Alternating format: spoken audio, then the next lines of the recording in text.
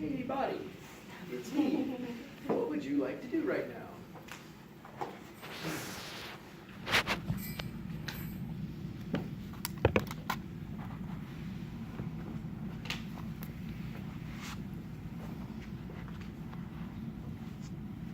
This also gives me a chance to have individual therapeutic discussions in case anybody's shy. Doesn't want to talk in front of the group.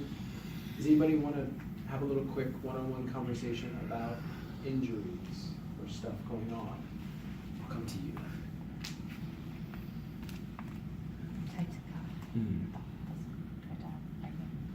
Does it pain? How much pain, like without weight bearing, like just standing? How much pain?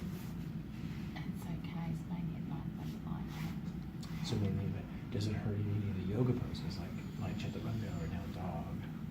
No, it's been okay. Okay, well that's a good sign. Yeah, it's a tricky thing to answer. You know, that whole thing about like passive, like sleeping and all that. It's a really tricky one.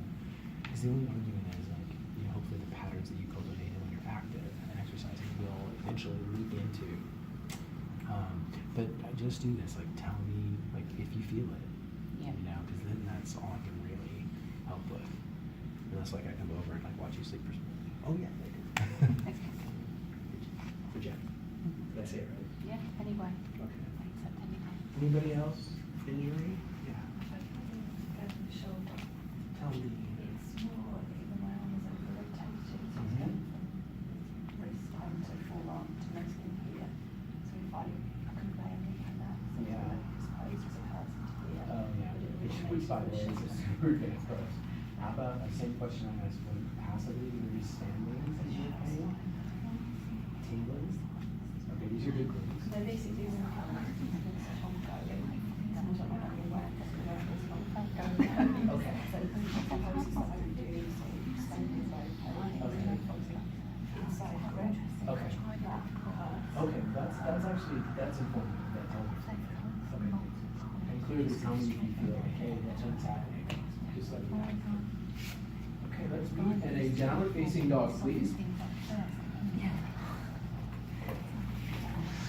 And you can do a moving downward facing dog, walking out the heels.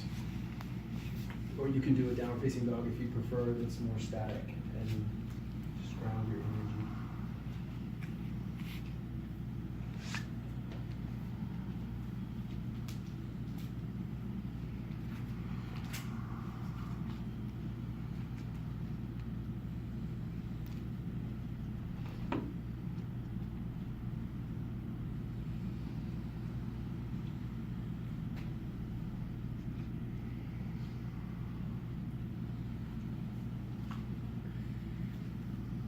Take a deep breath in.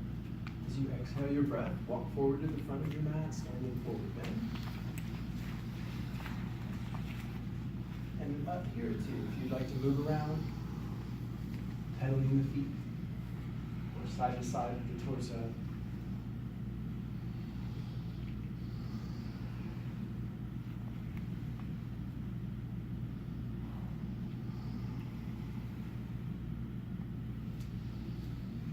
Place your hands on your hips and pay close attention to your legs for a moment. Even though we're going to do upper body stuff, you'll hear me articulate some stuff about the legs first. Lean forward a little bit so you've got real power in your toes and your heels and all the way up your legs. Make your leg muscles super, super strong.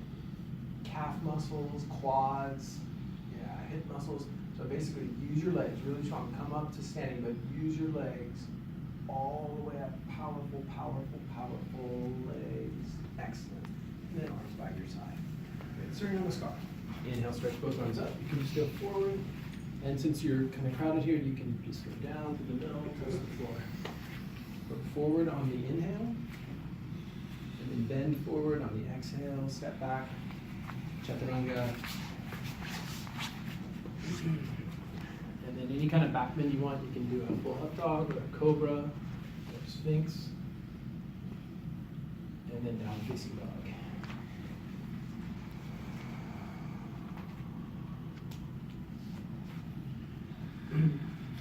And just breathe. I'll be silent intentionally so that you can just go inside, listen to your breath, be in that spacious.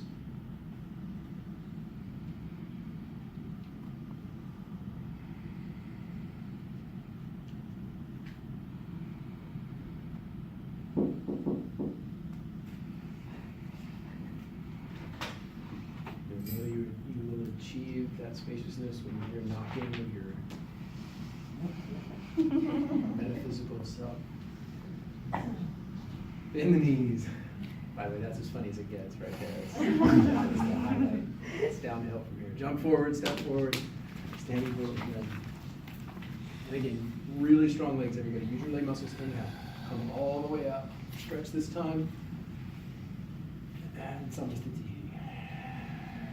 Inhale, stretch up. Exhale, bend forward. Inhale, look forward. Step or jump back to Chaturanga. Up dog or cobra.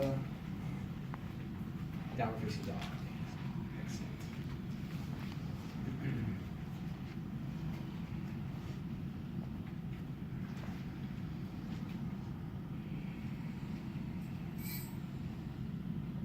Just like in the little opening remarks, I will try to remember to mention the metaphysical throughout the class, but definitely since this is the beginning of the class, a little extra emphasis on it. So if you would please, once again, go to a place of mind, body, and heart that is less about getting it and knowing it and gripping it and attachment and accomplishment, which are not necessarily bad things, of course, but be more in a space of potentiality and carefree sagacity. If it is unveiled to you today, great.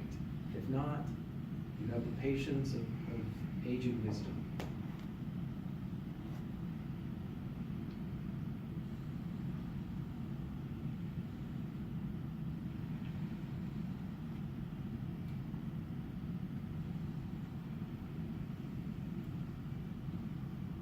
Take a deep breath in.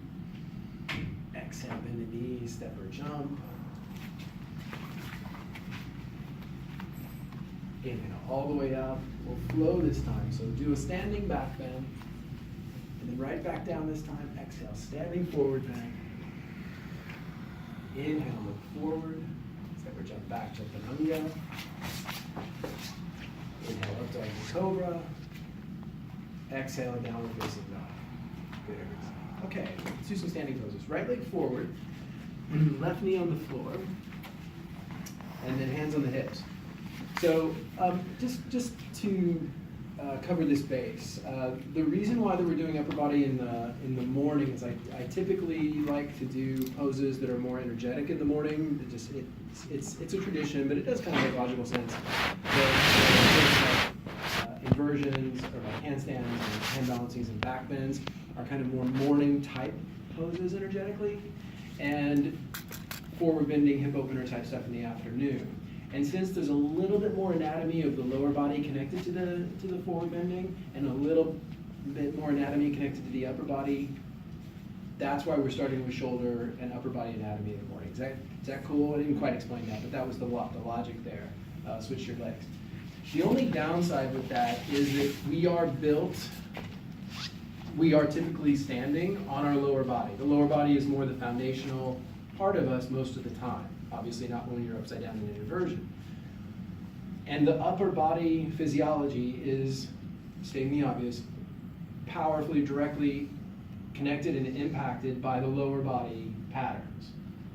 Said more simply, if your lower body is off, say, right side weak, that is going to have a direct effect on what's going on in your upper body. So it's a mistake to totally isolate to separate the two things because the lower body so directly affects the upper body. So that's kind of a long way to get around to saying I want to do a little bit of lower body even though that's not going to be our primary focus. Cool? Switch the legs. I just like to make all these connections for you. By the way, how many do you teach? Yeah, okay. So you don't necessarily have to articulate all these things when you go into you're teaching in a normal public class, but it is good for you to have processed this reasoning.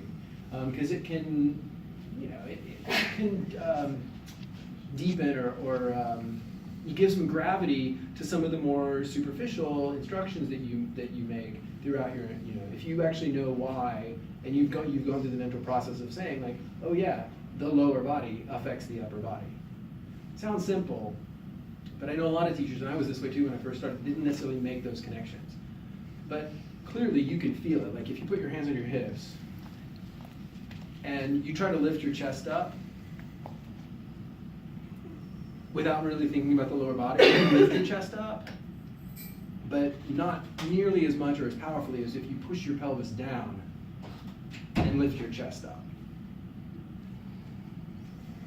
So again, it sounds so simple, but switch your legs. And the instruction that you're going to give in a normal class is not going to have necessarily the background. But if you, the teacher, knows anchoring the pelvis down is going to give more power and essentially experience to something as simple as lifting the chest up, that's going to be imbued, it's going to be interwoven into that simple instruction of anchor your pelvis down and lift your chest up. Does that make sense, everybody? Thus the reason for going beyond basic teacher training into sort of in-depth things like understanding anatomy. Not necessarily to articulate it and bore your students, but to have more gravity to your more superficial or what are essentially or apparently superficial instructions. Cool, switch legs.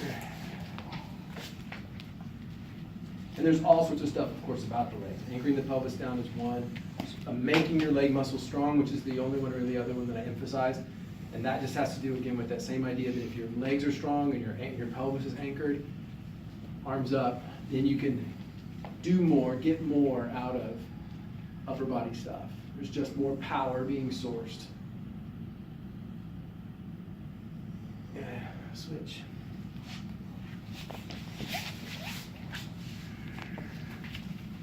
Anchored, strong.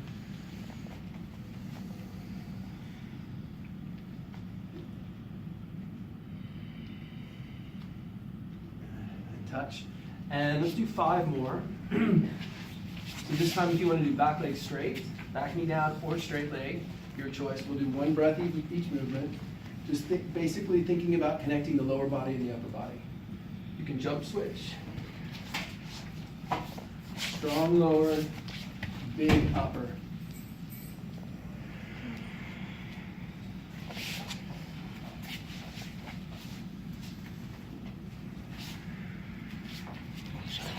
So this should be second side, second round.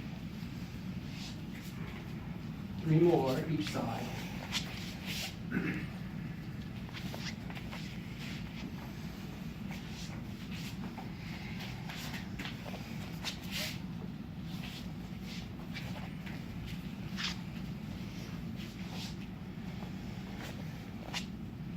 That's it. Good. Strong legs. Strong feet too. Obviously, it's connected. Strong feet, strong legs, strong hips. So you get lots of lift in the chest. Good.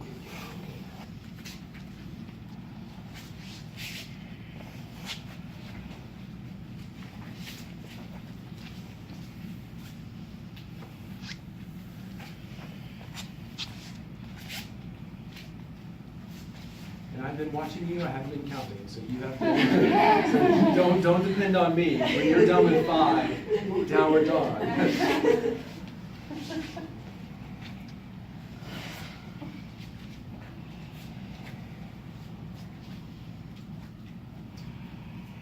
Good, okay, lie on your stomach.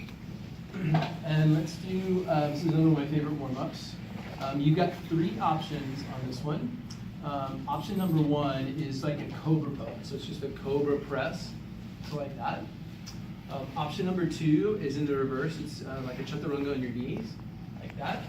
And then option number 3 is full chaturanga, like that.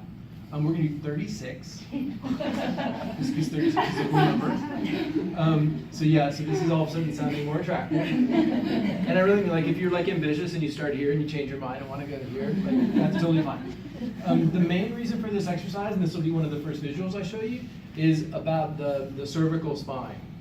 The tendency in the cervical spine when we do chaturangas, and all the time because of the way it's built, is it goes forward.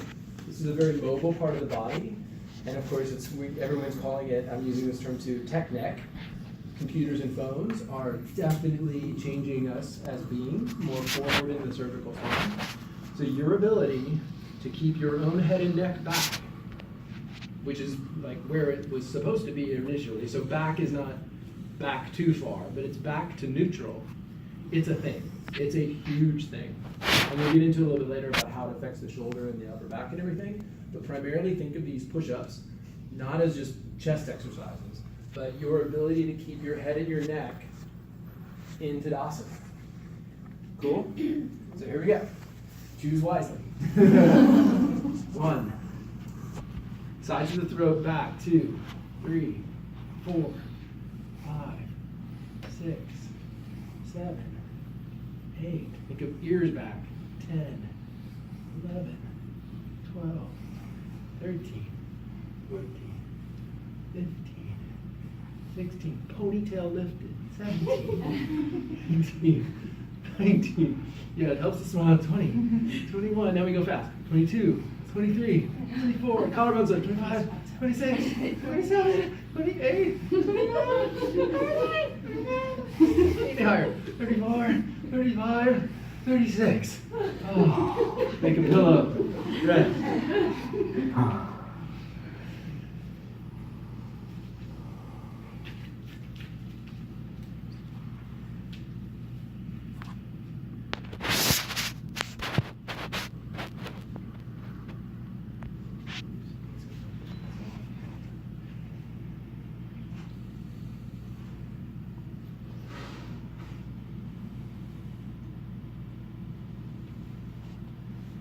Okay, so check out.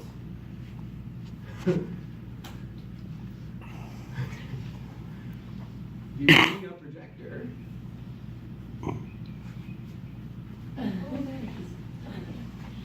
Yeah, it goes brighter. It goes brighter. I think it shifts back to.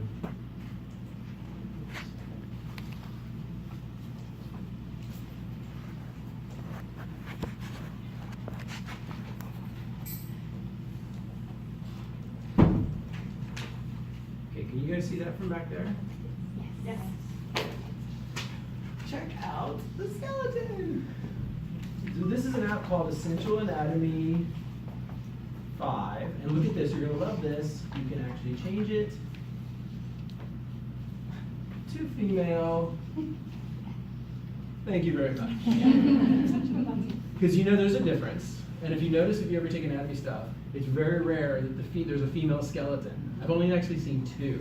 Like in traveling around the world, most of the skeletons that are made are shaped are male skeletons. And of course, the bigger difference in the pelvis. So you're not going to see as much difference in the collarbones. But look how fun this is. You can move this guy around, this lady around, and all sorts of things. So this is the cervical spine. There are 7 cervical vertebrae. The one you can usually feel in the back of your neck is there. It sticks out the most. So it starts up here at C1, which is also called the atlas. It's interchangeable. C1 is the atlas. C2 is often called as the name for that as the axis. So C1, C2, C3, C4, C5, C6, and C7. Now clearly when you see a skeleton like this, it's not going to show what it normally looks like. But you can feel, like if you're on your elbows, you can feel when you're in this position, it doesn't really look, or it doesn't actually feel like this. It probably feels more like that. You can probably feel, usually around like C3 or C4 or maybe even as low as C5, you'll feel like almost an indentation, like a pothole in the road. You guys call them potholes as well? Yeah. So almost like a pothole in the road, one of the vertebrae is typically more forward and more mobile than the others. So there's things you can do about that in training muscles, but the main thing that I want you to see here is that this part of your body has no bone except for the vertebrae itself. So this part underneath, your cervical spine underneath a heavy head and a fairly stable torso, it's very mobile, which is good because it gives us a lot of function, but it also means that its tendency to be forward and out of alignment is pretty good, pretty great actually. So feel it in elbows, Sphinx pose, or dolphin pose. Lift your chin, or for some of you possibly even lower your chin until it feels like you've got at least, probably not getting it perfect, but at least moving toward an even curvature or ratio of curvature in the 7 cervical vertebrae.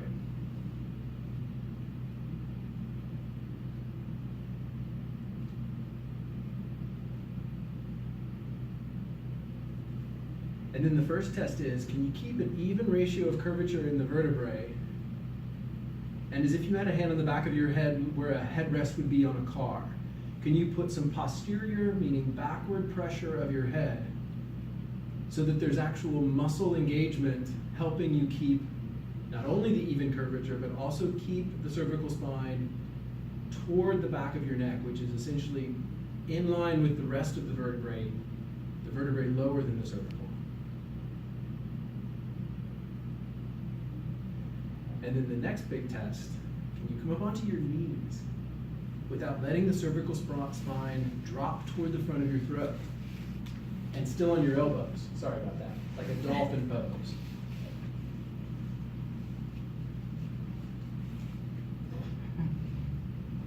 You'll notice you probably lifted your chin a little bit more. So if you were to feel the back of your neck right now, there's more of a curve probably. Typically, there's more curve when people lift up onto their knees. So most likely what you'll have to do is lower your chin slightly here to get back to an even swooping curvature and still have the posterior pressure at the back of your head so that your cervical spine is not dropping toward the front of your throat. And then the last big test here, hips up in the air, like a full dolphin pose or a Pincha Mayurasana prep.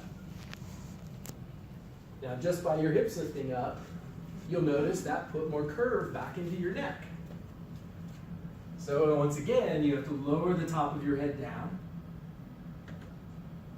That finds the even curvature of the cervical spine again, but still have posterior pressure of the ponytail.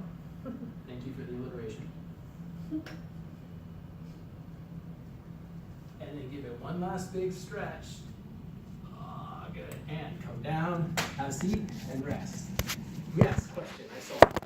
I don't know your name, but Paula. Paula, yes. Yeah, I didn't quite know if I was doing it right. I didn't quite get it. It's a tricky thing with the cervical spine because basically there's 2 different conversations that happen. There's the lift, there's the tilting, the tilting of the head essentially, which changes the curvature. So the further that the head goes back, the more that this is going to become a deeper inward curvature. It's called a lordotic or lordosis curvature when it goes in. Typically what we do, however, is because 1 or 2 of these vertebrae in every individual is more mobile than the rest, instead of getting like an even curvature distributed as the head goes back, it's more like a hinge. So the neck acts like a hinge as opposed to a curve. So that's conversation 1. Can we learn to tilt the head without it becoming a hinge? And then separate conversation, although of course connected, is can we keep the head and the neck from just popping forward? The interior movement of this entire structure, shifting forward. So ignoring the tilt side to side for now, or the turn side to side, but just 2 primary conversations, can you keep the tilt so there's evenness and the posterior orientation at the same time? Does that help? Yeah. Does that make sense, everybody? Okay, please stand. Let's put it in now a chaturanga. Where your hips are is going to affect the curvature of the neck. And it's not ever the same. This is one of the misunderstandings. It's not that it's wrong to take the head back. You take the head back when you do a back bend. There are tons of poses where the head's head position is back. It's more about what happens to the neck when the head goes back. That you can take the head back, you can tilt the head in different ways. Hinging versus evenness. And knowing the difference between that is art. It's very artistic. So first, knowing that it's a thing is a good step. But it's a lifelong process of recognizing, oh yeah, I'm hinging, or how much am I hinging? Or, oh yeah, that's more even and spacious. That's a cultivation, that's a skill for sure. Cool? Okay, so to the best of your ability, even swooping curvature, you can even feel the vertebrae. And also, head back to avoid tech neck, Surya Namaskar. Inhale. Exhale. Here, of course, when you do a forward bend, you lower your head down. So it's the same thing. Is it just a dropping of the head, or is it an evenness of curvature forward? Then inhale, look forward.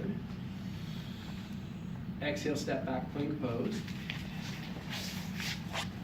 Same thing, curvature and posterior orientation. As you chaturanga, maintain it. Good. Upward facing dog or cobra is definitely more of a head back. So avoiding the hinge. And this next one's tricky. Downward facing dog is most likely like dolphin pose. So as you go back and the hips go up, the head will have to lower to find the even curvature. But notice, in fact, even if you bend your knees, try that version of downward facing dog where you bend your knees and you get a really big stretch in your shoulders. Feel how tempting it is to just push your throat, your cervical spine, to the front of your throat. Instead, think more plank pose.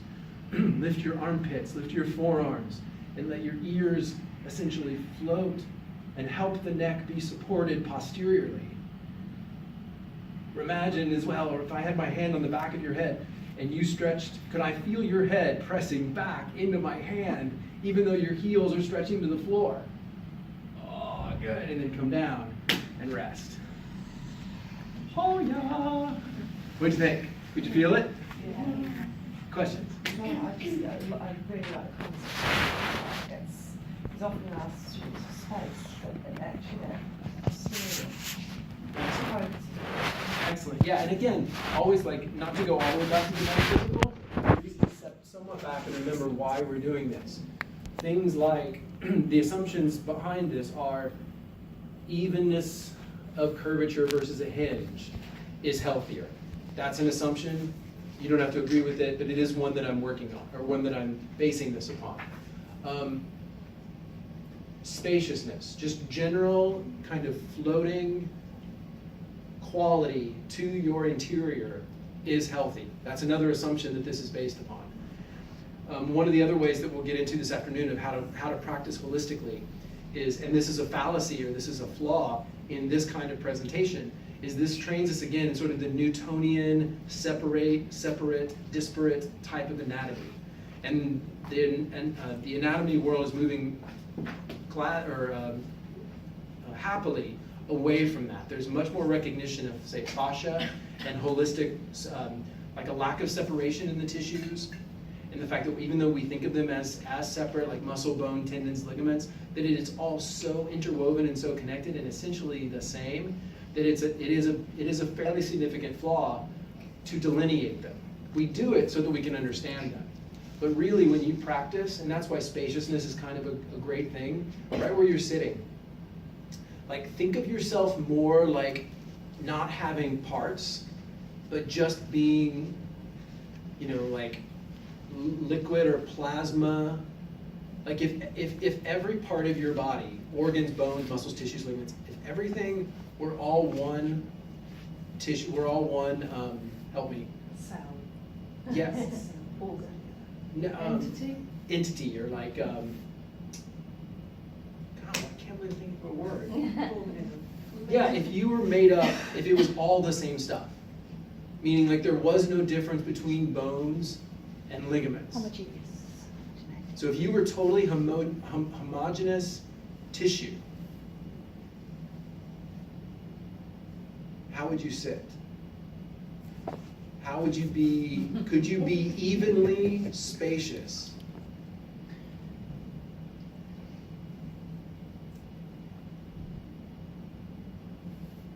And then relax. Cool? That's stepping back a little bit just to make sure that I don't get too much into the or I don't lead you down, not irreparable, but not necessarily, but potentially deleterious mindsets. Because again, I do put so much belief in, this is another way I like to practice, do one more Surya Namaskar. I call it the scuba suit practice. And this is because if you go into a dive, okay, still be friends. Diving's my thing. So when you put a scuba suit on, it's like your whole body. Your fascial body is like that. Everybody has like an interior scuba suit. So imagine from the top of your head and around you, there is an all-inclusive scuba suit. And tone it, make it significant in terms of its tone. So for this Surya Namaskar, you can keep your head and your neck back, but practice with a toned fascial scuba suit.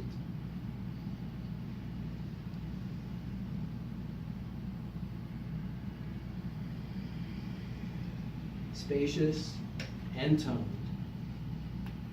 Chaturanga. Top of the head to the feet, scuba suit, toned. All parts held. Down, down.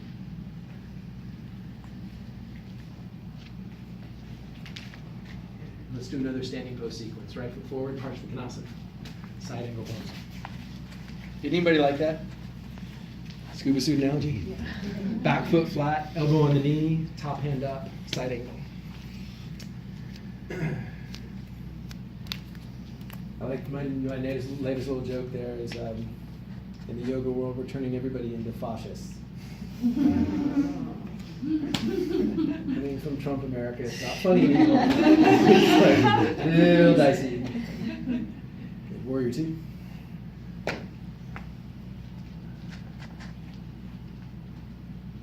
But hopefully you liked it enough to practice it. I do it all the time, maybe like once a week when I do my home practice. Check your front foot and make sure your front foot's forward. But if you make from your feet and from the top of your head, your whole body feel contained, it's a good quality, reverse warrior. It's even can give you a feeling of safety and empowerment. That's the intention behind it.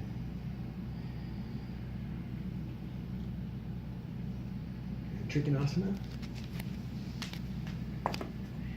And of course, when you're injured too, it makes a difference. Like one of the main tendencies, both related to injury and also related to healing injuries, is your ability to actually contain. Like even the simple as wrapping a muscle to the bone when you have a torn muscle. So clearly that's good to do with say a bandage. But you have the capacity, you can use your muscles and your fascia to tone your parts together. So it's not to the point of tension, but it is a healthy thing to do in terms of integrity of the body, if you will. Okay, touch the floor, chaturanga. Up dog, down dog. Second side, left foot forward. Parshvanathanasana.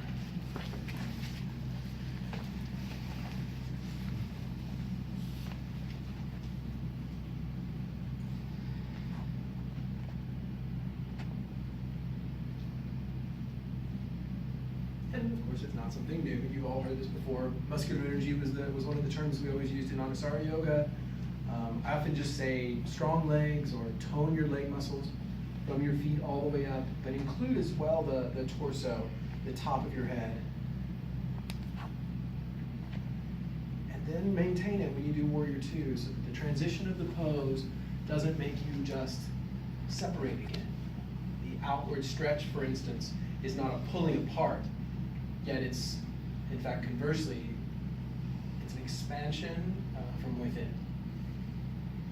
Reverse. Yeah, good. Awesome. And And by the way, just because everybody always giggles with that little popping stuff, the popping's not horrible when you go to Trikonasana, but the primary reason that there's the popping is a lack of tone in the connective tissue. So if, for instance, if you're a popping type of person, it just means you're more flexible. But use your fascia, use your muscle to tone the legs when you transition. Go for it, Trikonasana. Tone and pull in, and it'll lessen to some degree the popping. It might even take it away. General tone, if you want to think of it that way. Not just the muscles, but skin, muscle, fascia, all parts. And the big test, of course, is expansion, maintaining that tone. Good, and touch the floor, chaturanga, well done. Again, remember, head and neck. Up dog, down dog.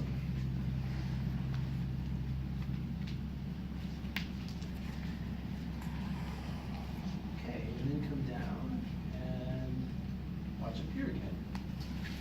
Okay, so this here is your scapula. And by the way, I don't think I said this, but I kind of referred to it. If you've never seen or heard this stuff before, and you're hard on yourself, if you're the type of person that's really hard on yourself, please don't be. Because if you've never heard these terms, then you're naturally, that they're going to seem foreign or whatever. So just know that unless, again, you're like some kind of phenom with anatomy, most people like myself, I think, you have to hear these terms quite a few times before they kind of sink in or whatever. So just like I said, think of this as seed planting. And as well too, like even though we're not really doing it during advanced stuff, there is some disagreement about, especially when we talk about function and what muscles and bones are supposed to do, there is disagreement out there. There is actually quite a bit of disagreement. Say for instance, when we get to in a minute, the movement of the shoulder and the shoulder blade, there's disagreement about what is the healthiest.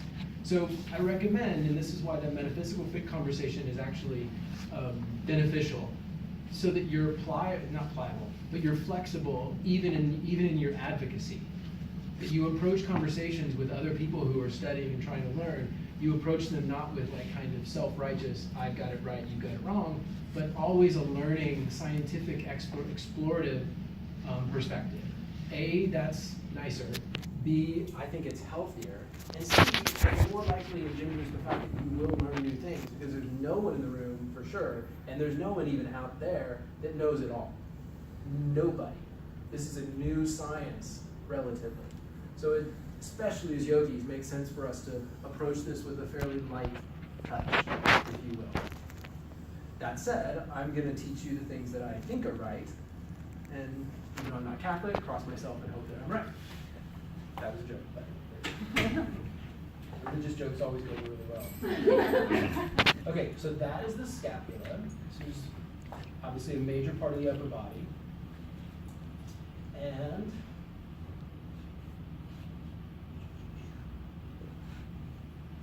clearly there are muscles in your neck and your scapula. So we'll go from, put them all on. Okay, so, isn't this thing cool? Yeah, you can like move her around. So these are the big external or superficial muscles.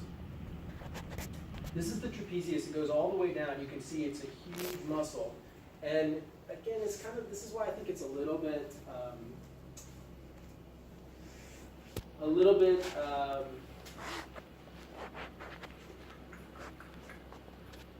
well, I don't know. I don't know if I can, what I'm about to say is actually totally wrong. Unfortunately, because it has one name, just the way our mind works, we think it has high. It only does one thing. But the trapezius is a perfect example of what happens up here at the top. What happens up here doesn't necessarily happen down here. You can actually, and often do, people have more tension in the upper trapezius than the lower part. So in a way, like I want you to think about things holistically, but you don't. But there's also the flip side to that is like you can move even individual muscles independently. you can actually train the lower part of the trapezius to get stronger, which is usually what's needed, and the upper part of the trapezius, which tends to be tight, to soften. So just a little bit of a caveat to not get stuck in the kind of, this is one muscle, therefore it does one thing mentality. This is a really important muscle. It's called the rhomboid. Rhomboid major. Let me move this out of the way. So you can see the rhomboid goes right to the medial edge of the scapula, and then the rhomboid connects to the center.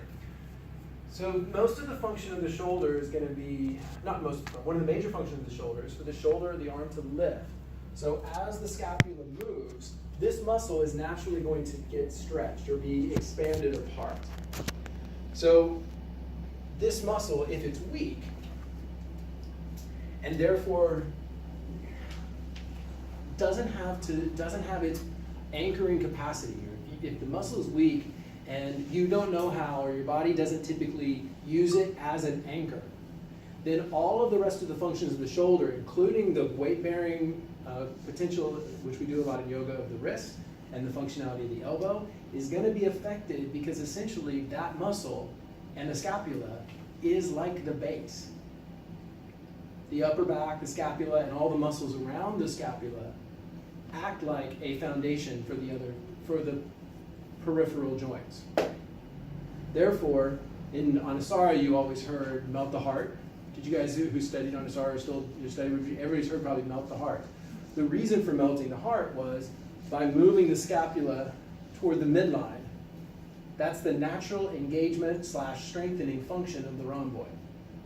And if the rhomboid is stronger, then it's potentially going to have more contained or continued power when the arm goes to an extended position, that even though the rhomboid gets extended, it's not extended and weak. It's extended and strong. Does that make sense, everybody? There's also, of course, other muscles. You have in here, you can see that's a serratus anterior, and it's considered to be a rotator. So it's a function that helps rotate the arm and adduct the scapula toward the middle, which means come toward the center. But it actually also acts in a sort of anchoring, stabilizing fashion.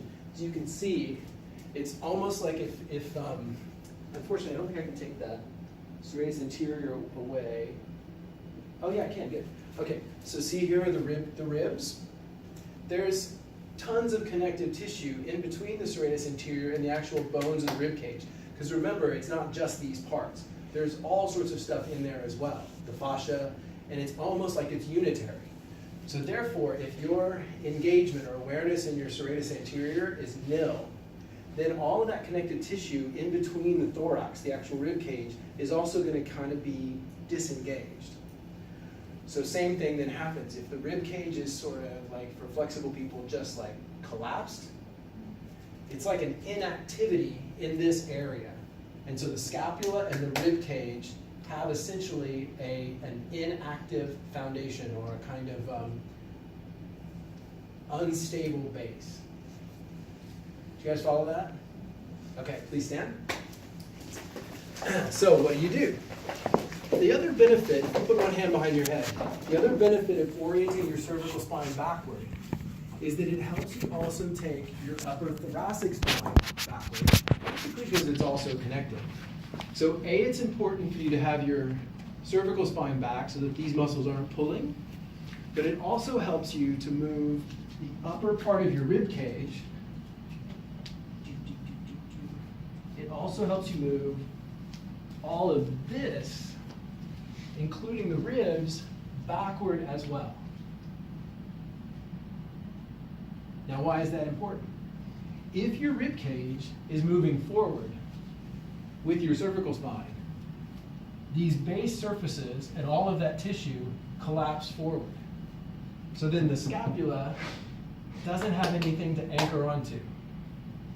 So if you think of this collapses, those muscles are then weak, therefore all of this is left without a base. So we have to reverse the process in order to make it healthy. We move the head and the torso back and then engage the scapula and the muscles onto that so that there's an anchor upon which the arms can safely move and function. So you guys follow me? Cool. So you know what's going.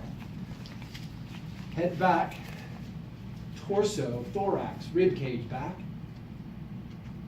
Scapula and muscles underneath the scapula engaged, not to the point of tension, but just anchored. Inhale.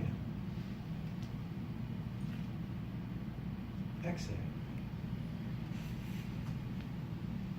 Inhale, look forward. Exhale, fold, step back, plank. Chaturanga. Up dog. Cervical, thorax, downward facing dog.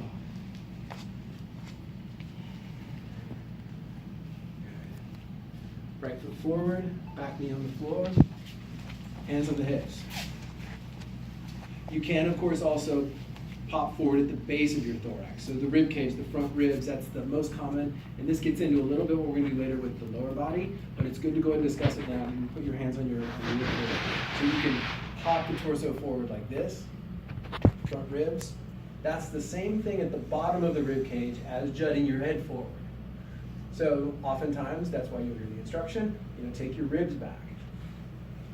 It is essentially the same idea that if your thorax is back, if the rib cage and the thoracic spine and the cervical spine are back, then the muscles of your back, particularly the muscles of the shoulder blades like the rhomboids and the serratus anterior, can plug in. So that then when you take your arms up, it's supported. There's a backward base supporting a forward integrated engagement, which will lead the body to greater opening because there's a feeling of safety. Your head will go back forward further, your arms will actually go up straighter,